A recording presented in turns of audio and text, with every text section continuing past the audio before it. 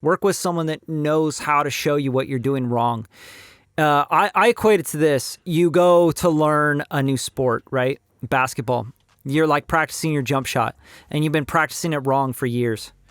Why? Why did you waste years practicing the wrong form on your jump shot? Like when you could have from day one got the guidance from a coach that could show you how to make a great jump shot, show you the form, show you all the techniques, and you practice it right, and you get better and better and better and better, and you grow.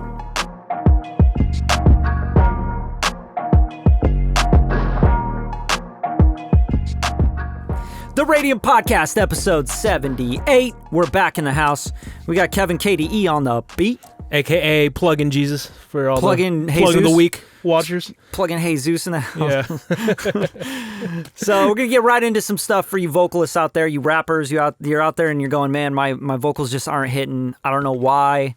I got this beat, it's banging, and then I put my vocals down and it just like falls flat and limp, and they're not crisp and they're not in your face. And how do I get that tone?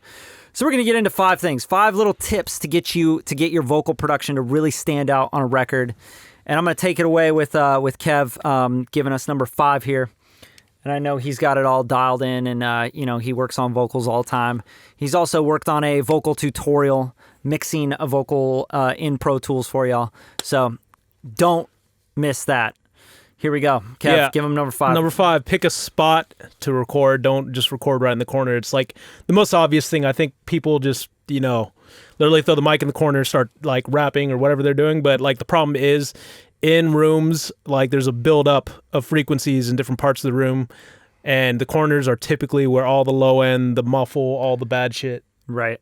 And I think a lot of people do that because they're trying to keep like the outside noise out, right? Mm-hmm. So they're like, oh, well, where's the best way to put this? Oh, I just need to go into this corner. Yeah. And it's like the wrong way to do it. It seems very intuitive, like, I'm going to go to the corner because you got walls and they're going to, block out the noise from the windows over here and all that stuff. But usually you're using a cardioid mic and the mic's picking up everything here. So everything outside. So you're in a corner just getting more proximity and more buildup in the low end. So it's such a amateur mistake. It's like, put it in the corner. So and I think speaking on proximity too, like back off from the mic, basic back stuff. Off the mic, right? Don't poof and poof poof. There, you guys will love doing that in the edit. Will clean up those plosives. But yeah, moving the mic into a good spot in the room where you're actually getting a lot of outside noise away from the front of the mic and the cardioid pattern and the sides of the mic. So the back of the mic, the very back, has rejection on it. But if you throw it into a corner, it's literally building up here on the sides, and it's going to just boom and get really nasty. And then what an engineer has to do is they got to go in and really do surgical stuff on that low end, on that 100 to 500 area. I mean, up to like 900 really, where you get a lot of nasal stuff and you get a lot of that shit. I'd literally record in the middle of the room, honestly. Yep. I'd like right in the middle, and if you can put something behind you, a bed. My favorite thing is to flip up the mattress because you just have a wall of basically acoustic treatment. Yeah, something to even out and catch that low end stuff and that muffle. But also, I would say a lot of people that send us stuff in, a big mistake is putting the microphone near the computer. And I think a lot of it is because they have like a microphone with a filter screen. Or they just want to sit at their desk. And they're sitting at the desk and they're going like this, and they think this filter screen's doing so much. But once we start compressing, you hear bzzz, and you hear shh in the microphone because you're bringing the levels up of everything at the bottom. So getting the noise level is like really, really, it'll get super noisy in your recordings. If you have computer noise, if you're by a window, all that stuff, get it away from that stuff. Speaking of noise, let's jump to number 2. Number 2 is... Number 4, really. No, yeah, sorry, I'm going backwards. Yeah. Number 4 is get your power right, basic stuff. Oh, yeah. I think there's, especially here in LA, we got really terrible power, so I want you to take it off. Yeah. Why power matters. Yeah, power matters like crazy. I think a big novice mistake is to take your microphone preamp and your computer and you start to plug it into different wall outlets that are on different circuits, and then you cause a ground loop, right? So in every one of your recordings, and a good way to check this is literally to put on headphones, make sure you're not blasting any music or anything at all. Everything's on mute, and just start cranking up your volume. And if you start hearing bzzz, like in your headphones, you know you have a ground loop. And a really great way to get rid of this is to go to one circuit. So we're talking about one plug-in outlet. Right? In the US, we have 60 cycles hums because it's 60 hertz, 120 volts at the wall. So you're getting that 60 hertz you're getting that buzz into the microphone and into your whole power thing. So the best way to do it is just get a decent power conditioner. I mean, Furman, they make power conditioners, but the better under the power, $100 pretty much. Yeah, like something that's going to help filter that noise a little bit. But like, don't plug any microwaves, don't plug any refrigerators, don't plug any air conditioners. Make sure it's not on the same circuit as big household appliances that actually have motors in them, because that automatically adds a bunch of noise into the line. And the Furman will not be able to take that out unless you get a really expensive like Equitech or something that's going to actually decouple the noise.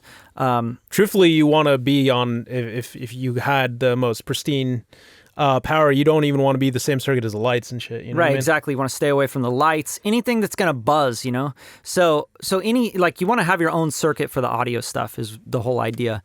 So try to get the circuit on the cleanest thing possible. Don't put it on the same circuit as the fridge, as microwave, household appliance, washer, dryer, etc. This is important for people really building their own home studio setups. Or even in bedrooms, right? Yeah. Like this is like small electrician shit that you can fix a lot of problems. And it's super important. Like, so the way you figure that out is, like, the way I do it is I'll go to my circuit box, like if you're in an apartment or a home and you have like a 20 amp circuit breaker, and you can just flip one and you can go see which plugs are working, mark them with something, right? So this is the cheap way to do that, right? It's like, just check all these circuits, put like a sticker or just get like a dry erase marker and mark all the circuits that are on like the same as the fridge, microwave, etc., and start to move your appliances around. And also, like, your studio equipment, it doesn't actually take up too much wattage, right? It's not pulling too many amps. What pulls a lot of amps is when you put all your studio stuff on the same circuit as something like a fridge and a microwave and a toaster oven and things like that, or a heater. Like, heaters are the worst in LA, right?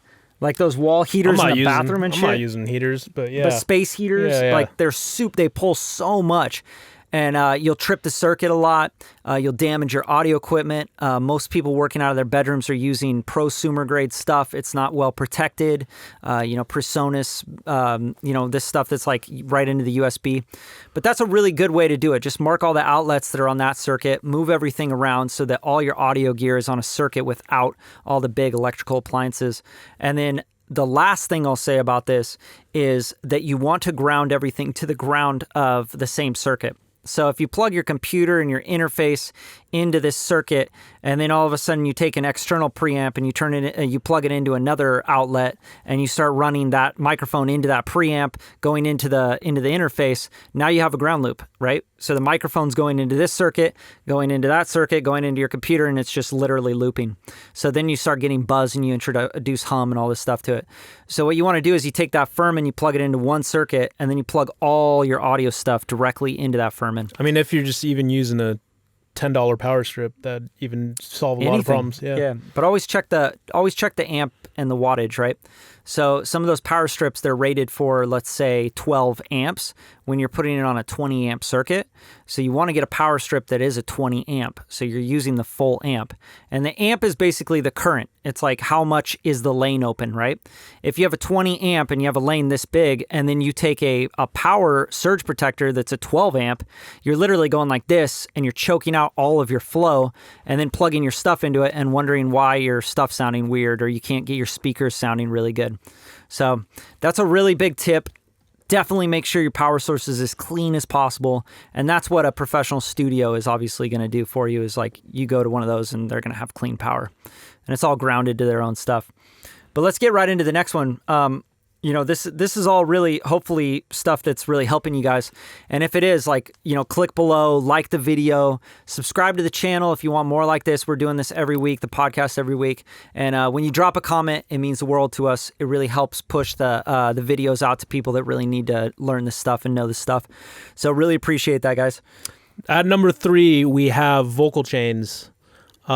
This essentially is, for a lot of people, a set of plugins that is tailored to your vocal.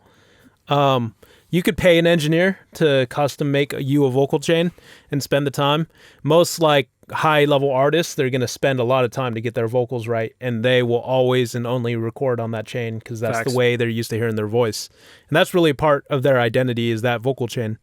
But as far as what you should do, I mean, obviously there's certain things, there's certain artists that you like. If you like the sound of The Weeknd, or you like the sound of, if you're a rapper and you like the sound of, let's say, like, you want to sound like DMX, right? Right. Yeah, there's like certain things there's that you can do to sound like that, or if you want to sound more like Drake, you know, Right. there's certain ways of using EQ and compression to get those tones. Like, for example, I always use Big Sean because Big Sean is probably one of the most compressed rappers of all time. Oh, yeah.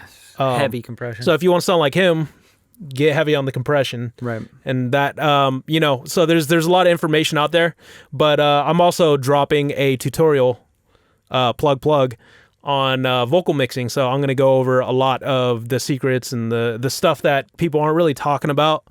But and then I'm also covering like the fundamentals, so you know you can start to like learn how to build this yourself. Right. And I think it's really cool. Like, you know, the hard part about compression for a lot of artists out there that are doing it themselves in their bedrooms is that you really got to take into account step 5, step 4, step 3. They all play together, right?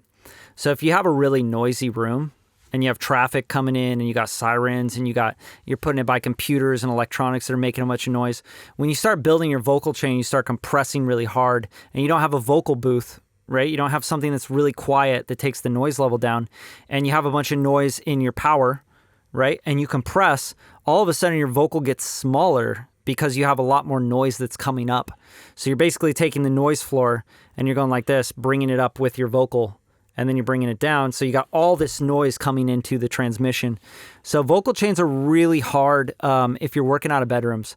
You know, a lot of people are trying to compress really hard with their vocals. When we get artists' vocals that are recorded in bedrooms with like, you know, filter screens or whatever, and there's a lot of noise in them, we have to RX and stuff, which brings out a lot of artifacts because you're basically taking away from the signal. You know, you want the purest signal you possibly can get, and you want your color to come from transformers and microphones and preamps, things like that. They're going to saturate it with nice tones and nice harmonic structure, but you do not want brought up when you start compressing, or a really noisy compressor, or all this stuff that's just going to basically ruin your vocal. Because at the end of the day, when we go to mix and master it, where we're taking all the levels up, we're also bringing all the shit up with it. So if you got shit in your recordings, that shit's just going to come out really, really heavy on the vocals. So then we have to go RX and we got to go DS and we got to, you know, we got to go clean all the stuff, which actually causes you're taking out parts of the signal, which sucks, but you got the noise in the signal. I guess that kind of leads us to number 2. Yeah. Which is go record somewhere, man. Yeah. just get some budget together. It's really like what? You can get like a pretty decent studio nowadays for $30 an hour. $30 to $100 an hour. Go in, like have all your stuff written, have a little setup at home. Have it practiced. Yeah, practice it, you know, rehearse it, record it like a scratch, get it all down, and then go to a studio and get it done properly. So that way when you do get the final product mixed and mastered, it's sounding big and full and it's competing. And it's a practice performance too. I think like when you're in the studio, Facts. the mindset is different. I think when you're at home, there's You're like this like, convenience this is factor. fine. Oh, I don't have to get this done. I can come back to it tomorrow. And maybe I'll do the second That was an verse all right tomorrow. take, but I'm tired. Yeah, and you know, you start making excuses. I think when you're in the studio, you have a work hat on because you're paying hourly for the time, and it's like, hey, I have to get this done. I only have this amount of time at this place, and I'm gonna, you know, come in here and be a professional. I'm gonna have my stuff ready. I'm gonna do my damn homework and practice my song, so that when I perform it while I'm paying for the time, I'm gonna get a good performance out of it. You know what I mean? So 100%. yeah, like I said, it's a change in mindset, not just, you know, an up in quality. Yeah, and I think that just brings us right to number 1, right? It's like if you're gonna go to a studio and you're really trying to take your music up, And this is what this podcast is for, just so you guys know. This is not for people that have been doing the same thing over and over again and expecting different results, and they're flipping us off right now going, these guys don't know shit. This is for really truly artists that are building and they're trying to build their career. So if you guys are liking any of this content, like, please subscribe to the channel, because we're going to be dropping this every week. We also have a plugin of the week series where we're going over different plugins we use in the studio every day, and just stuff to help you guys, like, and girls. Like, we're trying to build a community of people that really care about this stuff. And the truth is, we're independent. You know, we're facts. independent content creators. Supporting us will obviously help us, be able to create content like this more frequently. And obviously, YouTube pushes the bigger, corporations, and Always. You go on there, now you're seeing ABC and NBC. Yep. But you're not seeing all the little guys like us. So no. And, it's like literally in this room, this is the team, Kevin, Bradley, and Will behind the camera. So show some support, show some love, smash the like button, leave a comment, ask a question, whatever, we're always here to answer everything. But that brings us to number one, which is probably what I would say you should be putting your most money into. Starting out, right? Yeah. I think absolutely, because you can grow so quick and you can take leaps and bounds. And you should never really stop, but yeah. Yeah, but number one, get a vocal coach, get a vocal producer, work with someone. Work with someone that knows how to show you what you're doing wrong. I equate it to this. It's like you go to learn a new sport, right? Basketball. You're like practicing your jump shot, and you've been practicing it wrong for years. Why? Why did you waste years practicing the wrong form on your jump shot? Like, when you could have, from day one, got the guidance from a coach that could show you how to make a great jump shot, show you the form, show you all the techniques, and you practice it right, and you get better and better and better and better, and you grow. And I find that this is probably the biggest problem with the independent artists or anyone doing music that's trying to do it seriously, is that they say, you know what? Fuck you. I already have it. I'm going to do it from my room. I'm dopest. I know what I'm doing. My art is sick. And they just pick up the Guitar Center credit card and they go buy everything, and they make shitty recordings, and they never get better, and they practice the wrong techniques, and they don't know how to sing, and they keep telling people that they want to sing, and then their engineer has to go crank on the auto. I mean, come on. The list goes on, right? Yeah, let me jump in here. Yeah. Pull me in, coach. You're in, coach. Okay. Player. With this, I think everyone, like, music is a craft, and we're all craftsmen here. You know what I mean? Yes. So I think this is like the only craft, or if you want to put it in sports analogies, this is like the only sport where you think, I'm out of my room, I'm just as good as Michael Jordan. You know what I mean? I've been shooting at the school. Yeah. You know what I mean? Playing with my friends. I'm as good as Michael Jordan. What are you talking about? I could play one-on-one against Michael Jordan. Yeah. But no, it's like the guys who are really killing this, and I'm talking about like Drake level people. Yeah, they're very practiced over years. You know what I mean? A-list artists, man. And what did they do? They got mentoring, and that's what we're talking coaching. about. They got voice lessons. You don't think Drake didn't pick up a ton of game from Lil Wayne? Right. You know what I mean? Facts. Someone who'd been a professional. And you don't think Lil Wayne got a bunch of mentoring from all the hot boys when he was young? Facts. You know what I mean? 100%. He was a kid. He was peeping game every single day. He was in the studio with the top producers in the world. Yeah. He was with Birdman, asking him questions like, "Yo, how are you doing this? Why do you use this keyboard, etc." And then people are on the internet like, "Yo, bro, I got a home setup, and I learned some shit from a YouTuber guy, that doesn't actually have any records out about how to do this stuff." It's like, what? Go get a vocal coach. Go get in the studio. Like, get in the studio with producers. Like, we're in an actual studio right now. This is a couch. This is a studio ahead of us, It's a place of work. We make records here. We make music for TV, film, commercials. You really want to get around people that are doing it in the industry that can show you the tips and the techniques. Because you can literally waste years. You spend 2-3 years trying to get this and just get tired of it. You'll be blowing money on decent mixes and just finally give up because you're like, I'm not getting anywhere. And a coach can literally, you get a vocal producer, get a vocal coach, and pay them $100 an hour to go cut a record with you. It's worth thousands of dollars. It's worth maybe tens of thousands of dollars. It's going to save you years of time. So that's my number one piece of advice. I'm not done yet, Brad. Yeah, he's not I ain't done yet. I digress, but he's going to keep going. Yeah, I'm going to keep going. Because I think when we think vocal coach, we automatically just think singers. You know what I mean? And that's why I'm it's not using about rap that. examples. And mentorship too. I mean, mentorship is just something that is not really talked about in the music industry.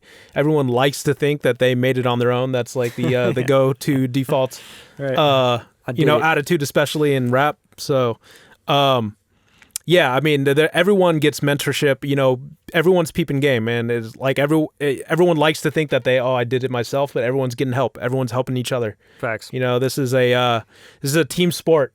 Yep. This is not a single player sport. So what I'm gonna say though is like it's not really talked about, but it happens all the time. And if you go peep interviews, you'll see it. Like a good example that I've used before on this podcast is Lil Baby and Gunna. You know what I mean? Lil Baby used to pay Gunna, who was already a rapper. Lil Baby wasn't rapping. Right. He'd basically pay Gunna to write his verses and then help him learn his verses and perform it. Right. So he was paying Gunna for mentoring, the exact same shit we're talking about here. Facts. And I think like people get a little too prideful to admit this, and you know that's why hats off to those dudes for keeping it real. Facts. You know what I mean? Especially in the rap game. Especially in rap. So that's a big ego pull. And in rap you should have a mentor, someone who's been doing it a long time. You know, practicing their rhythms, micro rhythms. Yes. Trying out different flows, different recording techniques. If you see people like Drake record, they record so perfectly, and you don't even understand how much time and practice they've get it. Yeah. Drake will literally be the same distance from the mic, and he knows how to control his voice on a micro level, where his pitch is not fluctuating, or if it does fluctuate, it's on purpose. You know what I mean? Right. So. Yeah, I mean, you know, like, what is Kanye West without No ID, without, you know... Jay-Z, without all the people that he learned from, all the people he got in the room with, produced for, you know? Like, I just think that... I think that it's silly to... I mean, it's fine. If you want to claim that you made it on your own, that's fine, but don't do it on your own, right? Like, claim it in the end, fine, if it's cool for TMZ or whatever. But at the end of the day, like... nobody ever does it on their own. That's the truth. So, and you don't have to do it on your own either, because you're here on the Radium Podcast, and we're wrapping this episode up. And every week we're going to have a new podcast. We're now at 78 episodes. Go back on the other 77. We've had A&R from, top A&R, VPs of labels, big artists, Too Short on here, Adam 22, shouts Adam 22, just a lot of people that you can learn a lot from, not only in the business, but the branding world, the creation process, the writing world, the sync licensing world. We've had a lot of really cool people on this podcast that have given a lot of game. I mean, I've learned a lot over 78 episodes from people. Mostly me. I'm giving all the game. Yeah, mostly I learned everything from Kev, obviously. But smash the like button, leave a comment. We'd love to know what you want to learn more about, what questions you have about this and getting your vocals right, because this is something I probably get questions about every single day. How do I make my vocals cut? How do you get that crispy vocal? My vocals are just not sitting right. I don't know how to get the vocals. You want to know the secret how to? I'm going to tell you the secret. I'm going to plug right now. Secret sauce. So, basically, I'm giving away my recording template. It's going to have everything that I've used to record some of the top artists. Yeah, dude. In the game. Yeah, Kev's got French Montana. He's recorded up at his house. Young M.A. Yeah, he got Young M.A. came by the studio. But yeah, no. In my preset chain, you're literally going to get the same EQ that Lil Wayne used, and what else? Tory Lane's ad lib. We got Tory Lane's ad lib strips. We got Rihanna's reverb on it. You know what I mean? It's probably the most. I've literally put the best shit into. Basically my recording template. I'm giving it out for free. There's no other strings attached. Just literally go get it. You're basically going to join our mailing list. I'm going to hook you up with something that's going to put you light years ahead. Yeah, this is the cheat codes right here. Yeah, pretty much. Cheat codes. But yeah, thank you so much for tuning in. Check the link in the actual description for that. You can pick it up right here. And tune in for next week, episode 79. Peace.